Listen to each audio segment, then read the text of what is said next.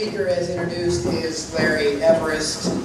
So Larry will, and when we're finished here, when Larry and Russ have both spoken, we're going to have all three speakers come back and sit at the table, and they'll do Q&A and continue discussion.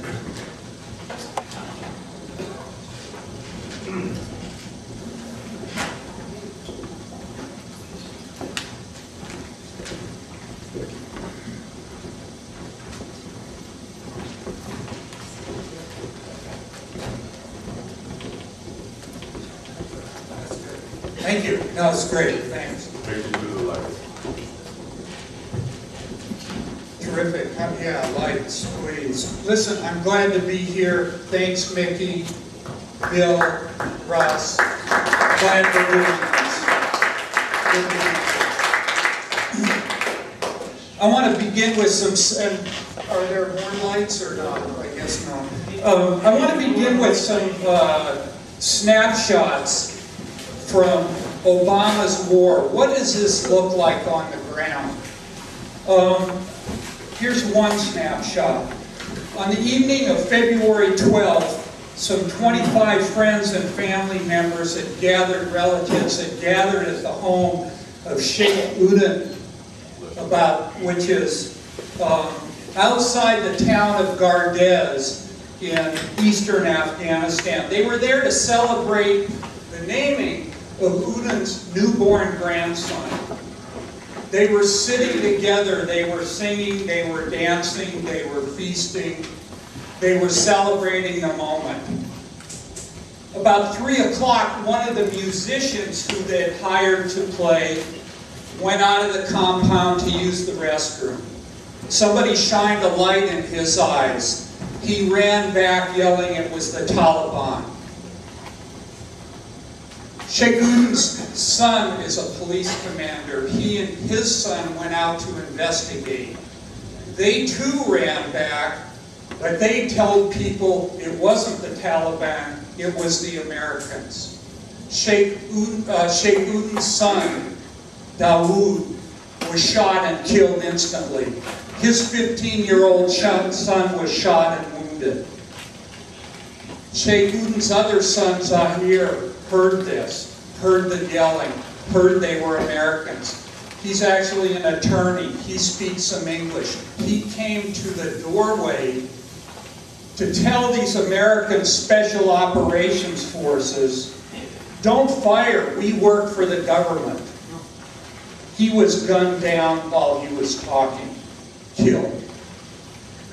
3 women had been crouching behind Zahir in a hallway. All 3 were hit. A mother of 4 children under 5 was killed instantly. Another mother of 11 children was killed instantly. Both were pregnant. A young woman of 18, Julali, just engaged to be married, was wounded and died later.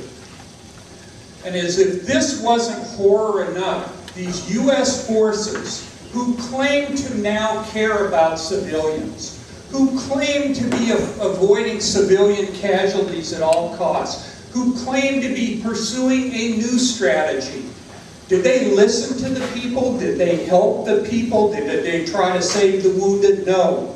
They subjected the survivors to what a United Nations report called cruel, inhumane, and degrading treatment, including making people stand outside and denying them medical care, which is probably why Zahir and Julali died.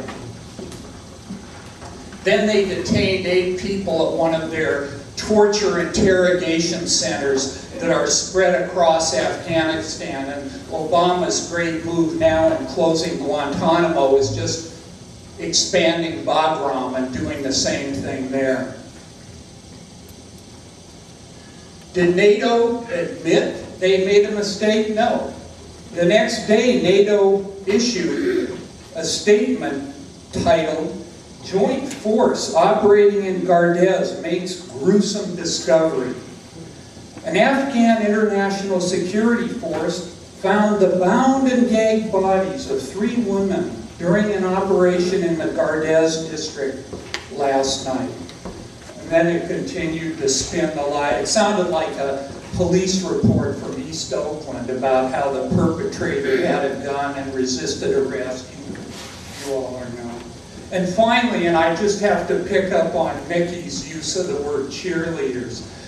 How many of you have even heard of the massacre at Gardez? Has anybody here? 1, 2 people, 3 people, 4, in a very well-informed audience. Why is this? Because it's been censored and suppressed by a media that, yes, as Mickey put it so well, is acting like cheerleaders for the war. I was just the other day, it seems like there's not a day go by when somebody like NPR isn't doing a story on the U.S. Marines and treats them as if they're Boy Scouts or Peace Corps workers or something, you know, there to dig wells for the Afghan people.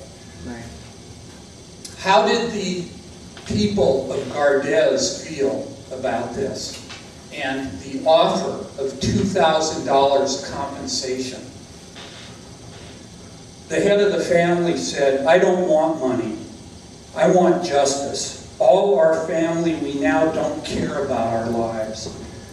We will all do suicide attacks and the whole province will support us." The vice president of a university whose son was engaged to Jalali, who was one of the murdered women, said, "Before, when I heard reports of raids like this and elders said foreign troops only came to colonize Afghanistan, I told them they were here to help us. But when I witnessed this in my family's home, I realized I was wrong. Now I accept the things those people told me. I hate foreign forces. I hate the government." Jalali's father, "The foreigners are always talking about human rights, but they don't care about human rights. They teach us human rights, then they kill a load of civilians. They didn't come here to end terrorism. They are terrorists." Did you hear that in the news? No. Okay, what about women's rights in Afghanistan? Remember, this was one of the reasons the United States supposedly went to Afghanistan? Here's a report from Human Rights Watch, December 2009. Right now, after 8.5 years of occupation, after over a year of Obama, Regina, 13 years old, her father forced her to marry in an exchange marriage. Her husband had mental health problems and her in-laws verbally and physically abused her. After 2 years of abuse, she ran away from her village to Kabul and arranged to stay in a shelter. But here's the question. What was the response of the US-backed government to this? You know, the Karzai regime that the US put in power because they were so different than the Taliban?